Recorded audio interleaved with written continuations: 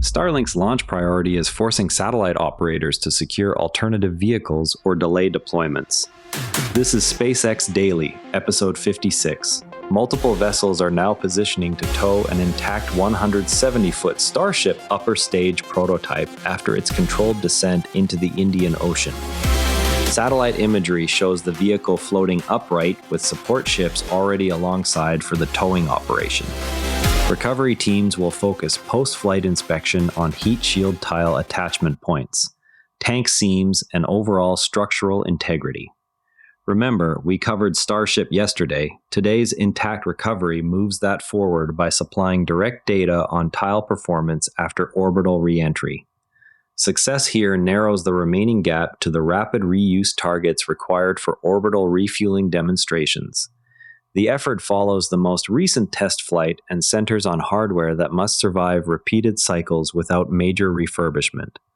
While recovery teams secure flight hardware, Starlink's replenishment needs are reshaping the entire launch market. SpaceX is allocating most Falcon 9 capacity to its own Starlink constellation, reducing available slots for external customers. The shift stems from Starlink's need for frequent replenishment launches to maintain coverage and add capacity. Rival operators now face longer wait times or must pivot to other providers. Reports indicate this dynamic is accelerating as Starlink constellation growth continues. External satellite builders are evaluating secondary launch providers to meet their deployment schedules. EchoStar's Hughes geostationary satellite broadband unit has entered bankruptcy proceedings. The filing follows sustained customer migration to lower latency Starlink services. Hughes cited competitive pressure from the growing low Earth orbit constellation as a primary factor. The move highlights shifting economics in the satellite broadband sector. Creditors are now reviewing asset valuations tied to the GEO fleet. SpaceX is set to acquire 130,000 acres of marshland in southern Louisiana. The land purchase supports development of a new launch site in coastal Louisiana. The location offers advantages for heavy lift operations and proximity to existing infrastructure. Negotiations with state officials are nearing completion. The site would expand launch options beyond current Texas and Florida facilities. Environmental assessments are part of the final approval steps. An upcoming Falcon 9 flight from Cape Canaveral will bring Florida's annual launch total to 50. The mission continues the state's record pace for orbital departures. Most flights support Starlink deployment or commercial payloads. Range operations are scaling to handle the volume. This milestone reflects sustained investment in Florida launch infrastructure. The Crew 13 mission is completing final training and vehicle integration ahead of its September target date. Dragon spacecraft and Falcon 9 hardware are undergoing standard pre-launch checks at the Cape. The flight will rotate crew members to the International Space Station. NASA and SpaceX teams are coordinating on timeline milestones. Integration work includes verification of life support systems and docking mechanisms. A Falcon 9 mission is targeted for the first day of August from Vandenberg Space Force Base. The launch will carry a Starlink payload and is visible along the Central California coast under clear conditions. Range and weather reviews are underway. This would mark the start of an active month for West Coast operations. Ground observers are preparing viewing locations north of the base. On the AI front, Grok experienced outages affecting thousands of users on August 4th, with service restoration timelines still pending. xAI's growth trajectory is being examined as the company scales compute resources alongside its model releases. Tennessee data centers, including those tied to the Musk ecosystem, are drawing millions of gallons of water daily for cooling, prompting local discussion on resource allocation. Worth keeping an eye on, environmental groups are raising concerns over agreed orders between xAI and state regulators regarding data center operations in Memphis.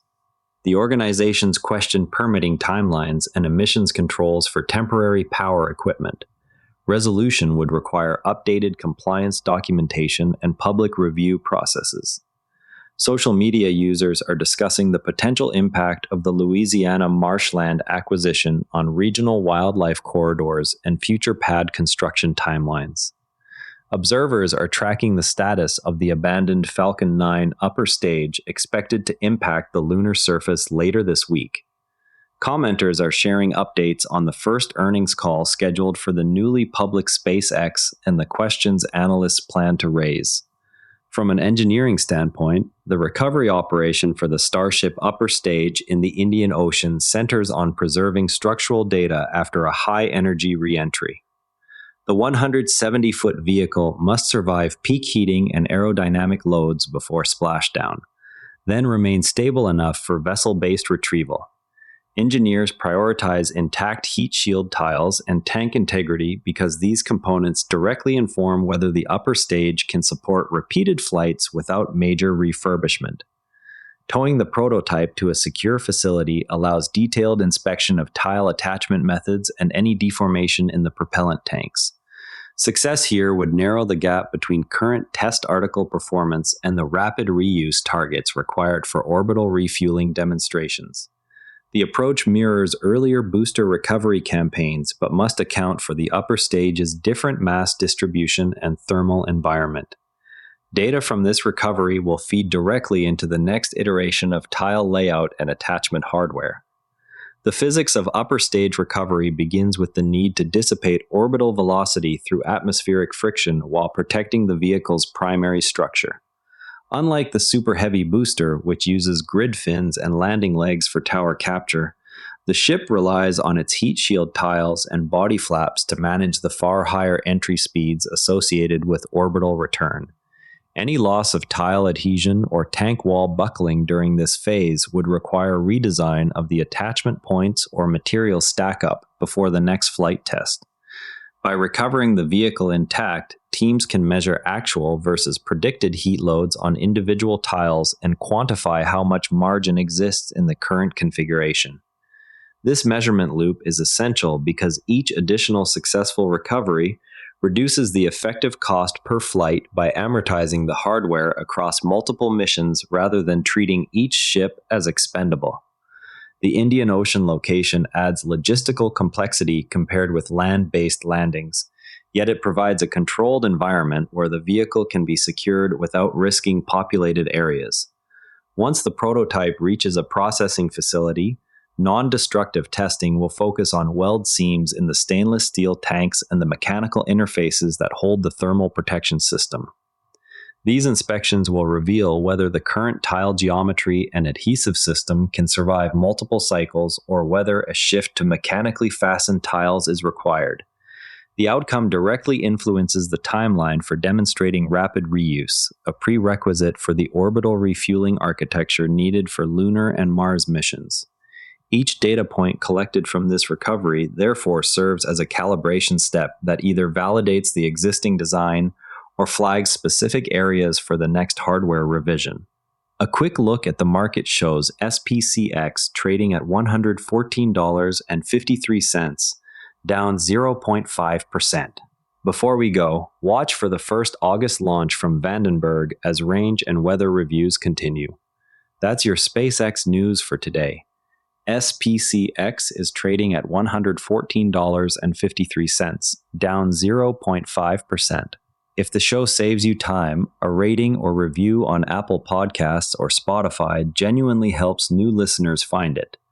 I'm Patrick in Vancouver. Thanks for listening. See you tomorrow.